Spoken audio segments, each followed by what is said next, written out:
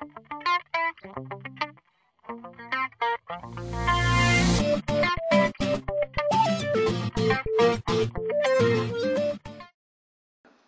nuevo nos encontramos en este estudio bíblico, bienvenido sea. Compartimos la palabra del Señor tomando en cuenta el original griego, la versión Jerusalén y la versión Reina Valera, una de la Iglesia Católica y otra de la Iglesia Cristiana Evangélica. Comienza la palabra de Dios en el capítulo 14 del Evangelio según Mateo, versículo 1. En aquel tiempo oyó Herodes el tetrarca la noticia de Jesús. Tenemos el versículo número 1 y acudimos entonces a lo que nos dice la Reina Valera en su explicación. Dice Herodes. Este Herodes, que ustedes ven en imagen, dice que era hijo de Herodes el Grande, aquel que mató a los niños inocentes. Gobernó en Galia y Perea del año 4 a.C. al 39 después de Cristo. Recordemos que cuando Herodes muere, el reino se divide en tres partes, con sus respectivos hijos. Este es Herodes, el hijo de Herodes el Grande, el famoso asesino de niños, ¿verdad? Que por cierto, Josefo no menciona ese caso, pero eso lo veremos en su momento. Versículo 2 dice, dijo a sus criados, este es Juan el Bautista, refiriéndose a Cristo. Él se ha levantado de los muertos, por medio de este los poderes obran en él. De hecho, Herodes, igual que el otro Herodes, su padre, eran muy supersticiosos, y dice, se ha levantado Juan el Bautista, es decir, ha resucitado aquel que yo maté. Por eso este texto nos va a hablar de el asesinato de Herodes a Juan el Bautista. Veamos que resalta su padre por el asesinato a los niños y ahora resalta Herodes, su hijo, por el asesinato de Juan el Bautista. Pero ¿por qué Juan el Bautista muere en manos de este rey este rey que estaba en esa tetrarquía? Entonces, el Evangelio pasa a explicarnos esa situación. Pues Herodes, agarrando a Juan, lo ató cuando estaba vivo.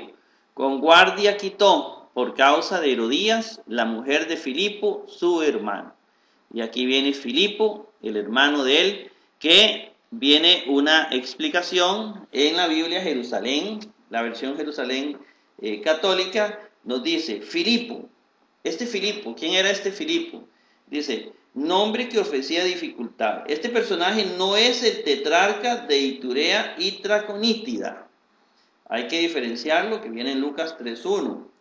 Sino otro hijo de Herodes el Grande, tenido de Marianne II, hermanastro por tanto de Antipas, y a quien Josefo llama Herodes. Su situación de simple particular no había podido satisfacer la ambición de su mujer Herodías, a su vez nieta de Herodes el Grande, por su padre Aristóbulo y por tanto sobrina de Antipas, la cual prefirió al tío demasiado modesto, el tío tetrarca de Galilea. El crimen de Antipas consistía más que en haberse casado con su sobrina, en habérsela quitado a su hermano vivo aún, por lo demás no sin haber él mismo repudiado a su primera mujer. Entonces tenemos que este Filipo no es uno de los que ocupan las tetrarquías, sino que es otro hermano. También encontramos algo en la Reina Valera, nos dice algo parecido. Herodes, Antipas, recordemos en el versículo 3 dice, Felipe, o Filipo, como viene acá, era medio hermano de Herodes, ¿verdad?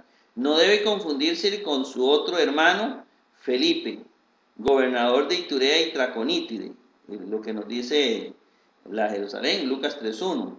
Herodes se había divorciado de su esposa, hija del rey de Nabatea. Se había casado con Herodías, ¿verdad?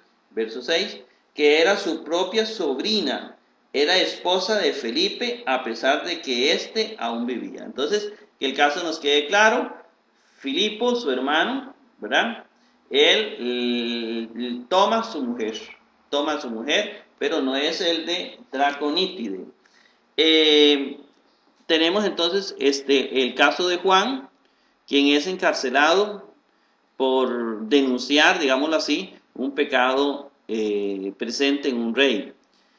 4. Pues le decía Juan, no te está permitido tenerla. Juan no le tenía miedo que era un rey, sino sencillamente le dijo, la ley no te permite tenerla como mujer, y por eso él se va a enfrentar a la muerte. En el versículo 5 dice, y quería matarlo, pero temía a la multitud que como profeta le tenía.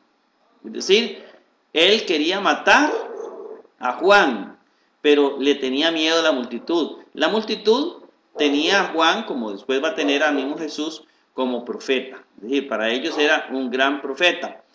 Llegamos al versículo 6, dice, mas llegando el cumpleaños de Herodes, le bailó la hija de Herodías en el medio y agradó a Herodes. Aquí tenemos también una explicación en la Biblia de Jerusalén. En el versículo 6 dice, se llamaba Salomé según Josefo. Esta mujer se llamaba Salomé, por eso aparece en muchos cuadros, en muchos dramas como Salomé. También lo explica la Reina Valera, versículo 6, dice, según el historiador Josefo, la hija de Herodías se llamaba Salomé, danzó en medio. Una fiesta oriental de esta clase era solo para hombres. Era una actividad solo para hombres, no iban mujeres, y entonces le bailó a los varones. Eso es lo que aparece en este texto del versículo 6.